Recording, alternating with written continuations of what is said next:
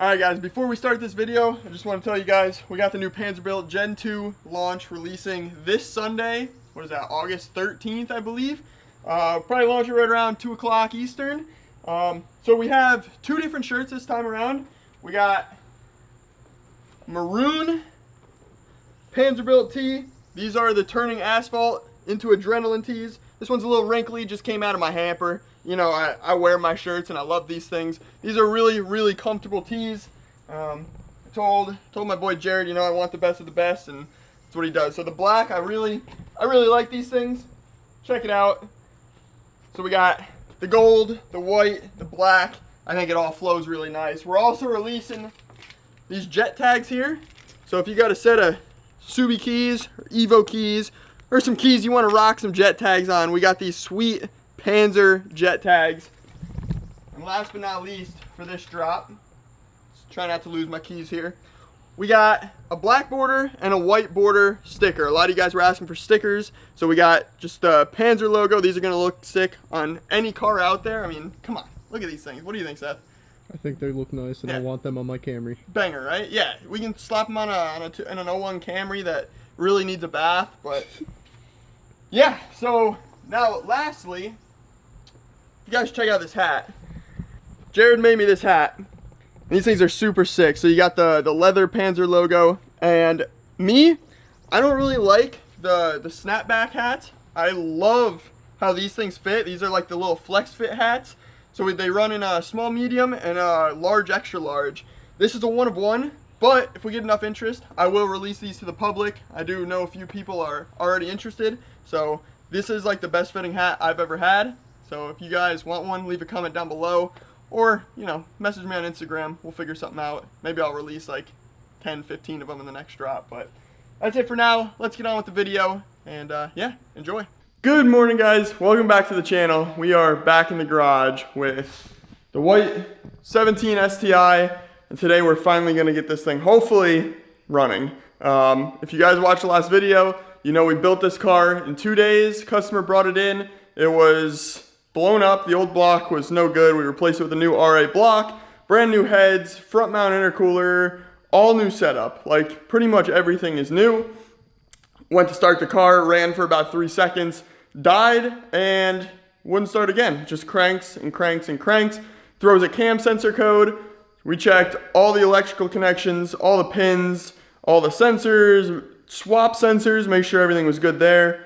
Could not figure out what it was. Spent 4 days trying to figure out the issue until we finally figured out, or I think I figured out, that we pull the Remy and our intake and exhaust cams are swapped. I don't know how this happened. I went to plug in the camera when we were doing this part of the build, so it's not on video, but my guess is that we each put in a cam, weren't really paying attention, and yeah, just completely skipped over the fact that obviously one's longer than the other. We just put it in the wrong place. So today I'm gonna try to do this with the engine in the car. We'll pull timing, pull the valve cover, pull cam caps, swap the cams, and then get it all back together. Hopefully we can start this thing up at the end of this video. So let's get to work. I'm just gonna get you guys on the tripod and I'll start pulling this thing apart.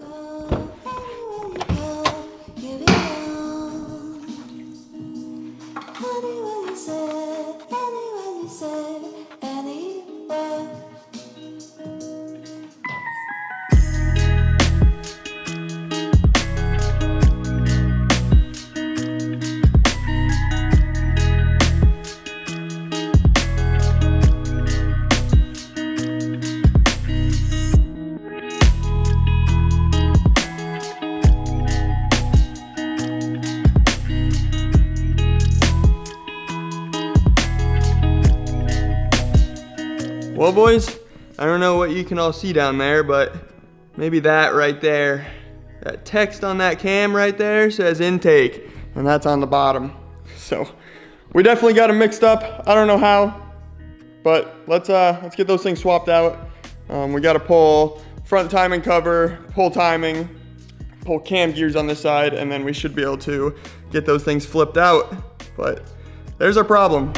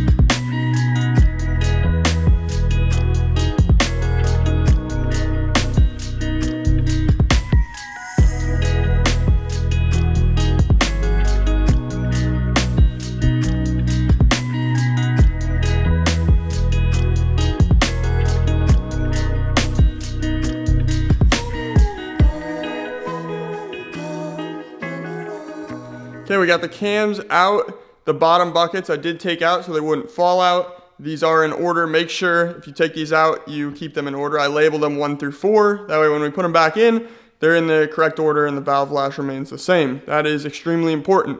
I'm gonna go ahead, clean up all the old RTV off of everything. Kind of just reseal everything that has to be sealed. We have to bleed the tensioner because obviously we're not gonna put a brand new tensioner on it because this one is brand new. So we just gotta stick this in the vise, bleed that, stick the grenade pin back through there, and we should be good with the tensioner. Other than that, we just have to clean up all the surfaces on the head, make sure, you know, everything is clean and can be resealed, and then we'll drop the cams in, get the cam caps in there, and yeah, button this thing back together. Also, I just wanna show you guys, these are the stock cams that come in an EJ. You can clearly see that cam is a lot longer than that cam. Sticks out a lot more after that cam cap, and it's pretty obvious. But looking at the GSCs, that's the long cam, and that's the short cam. So yes, one is clearly longer, but it's a lot easier to mess up than when you have this big old thing sticking out the back of the cam. Even with my BCs, they're longer than these the GSCs, so yeah, I don't know. Looking at this intake cam from GSC, you can see it is the longer one.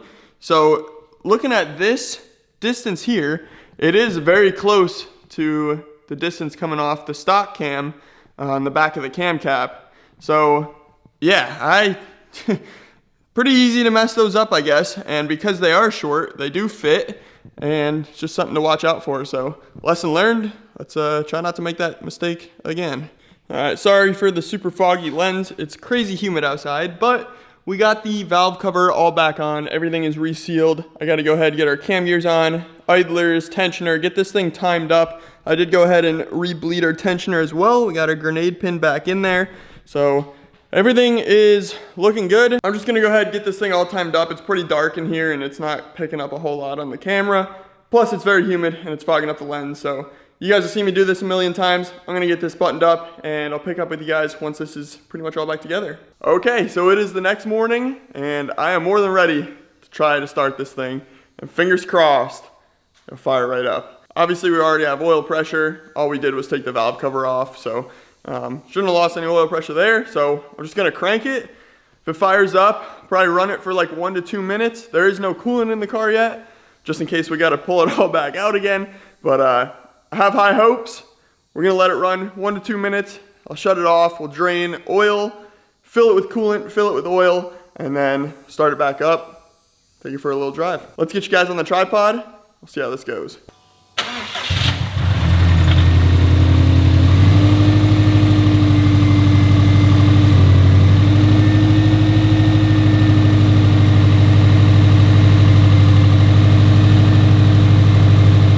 Well, you guys heard it, thing fired right up, so let's get the oil drained, we'll get some coolant in this thing, and start it back up.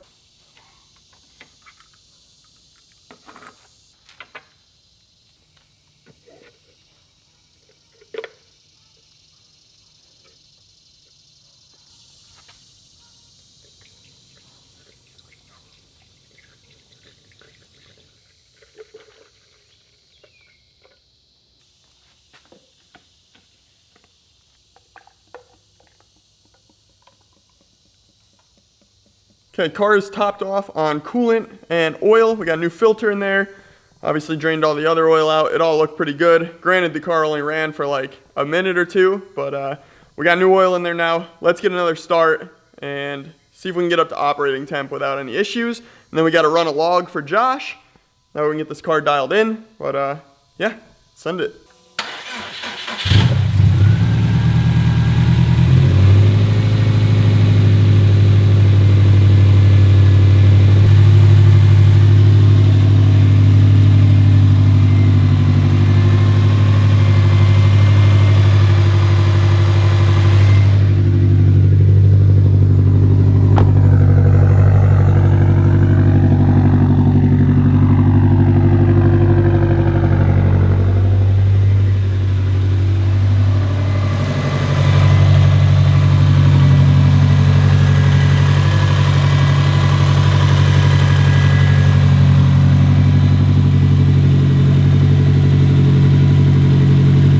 got a little bit of smoke, just the oil burning off whatever was on the headers. So no big deal there. Let's let this frickin' coolant kind of burp through. We'll bleed it. And once this thing gets up to full operating temp, we'll start a log, get it off to Josh. And then once he gets back to us, we should be good for a first drive. No leaks so far, so that's good. Car just ran for about 3 to 4 minutes. Coolant was coming up pretty high, so I shut it down, let it sit in there, and then yeah, we'll put the top on. It should be pretty much bled through by now. So as long as we get the top on, coolant temps kind of stay where they're supposed to be, we should be good. Got the log running right now. We're gonna run it for 5 minutes, send it off. All the vitals in the car look really, really good, so super happy with that. No leaks. I'm happy. Things actually freaking running and cooperating with us. So as long as this log goes well, we'll get the revised map, go for a first drive. Damien should be able to pick this thing up tomorrow. So super stoked.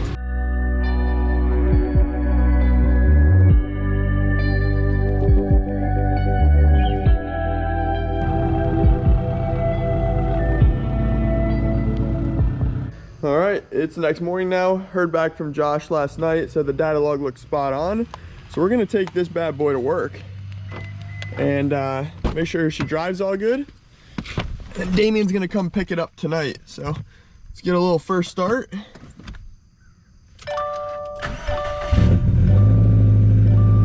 little cold start, I should say. Also, I never really record in uniform, but being that I have to go to work and this is pretty much the last chance I have to get some miles on the car to make sure it's good, well, you're gonna see me in uniform, so.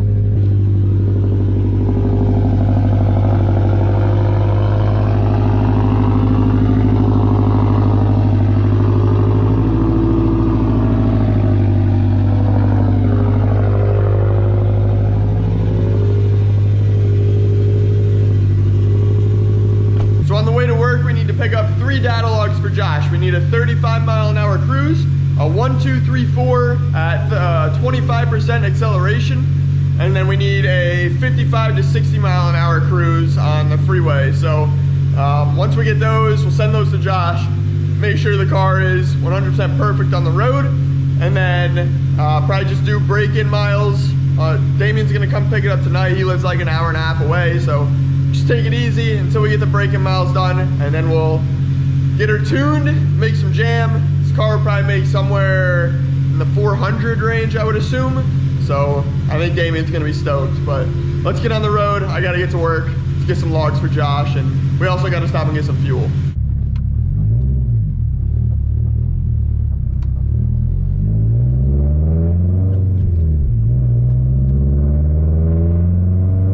Damn, she sounds good.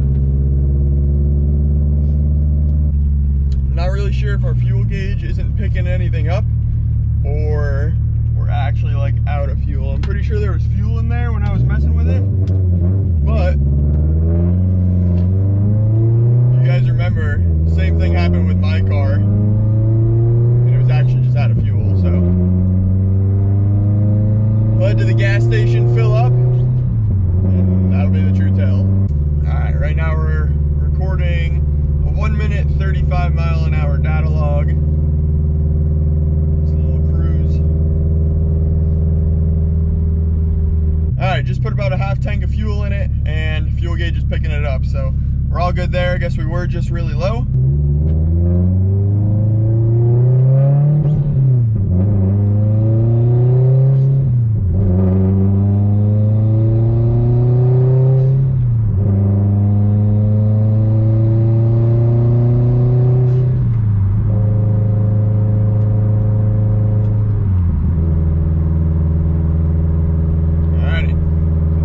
Josh's 1 through 4, 25% throttle. Shut that data log off. Car sounds really good. It sounds really healthy. There's a little rattle, I think, coming from the downpipe or something. I don't really know. But yeah, it sounds like a little metal rattle on the exhaust system. Other than that, the car's pretty solid. Alrighty, first start for him. Drove this thing today. It sounds really good, so I think you're gonna like it. You've been so long.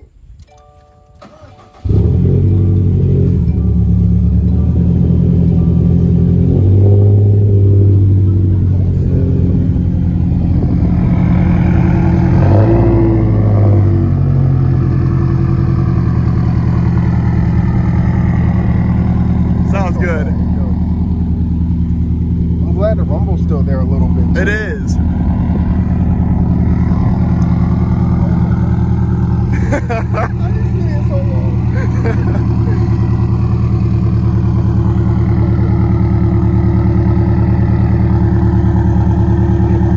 Go give it a little rev. I'm on that. Still rev it.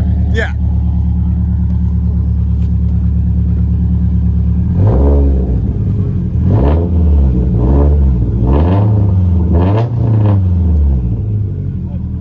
I'm about to fall back in a little. You are. I miss my baby, man. Oh my gosh.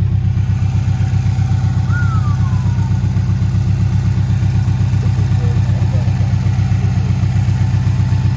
this. Sounds good. Yeah, dude, for real. I'm loving it all over again.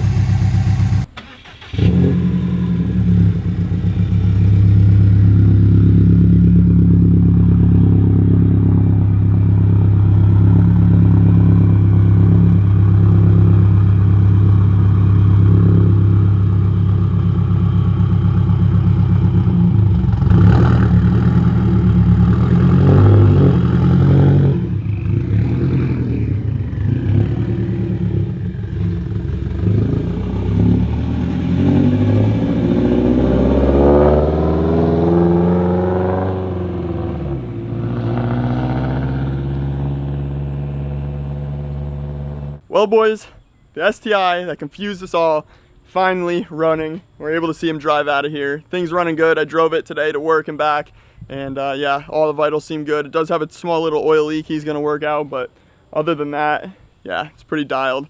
Super happy that he's able to drive it out instead of getting it towed out. So mission complete, on to the next one. But Pinky promised you, Koopy. yeah,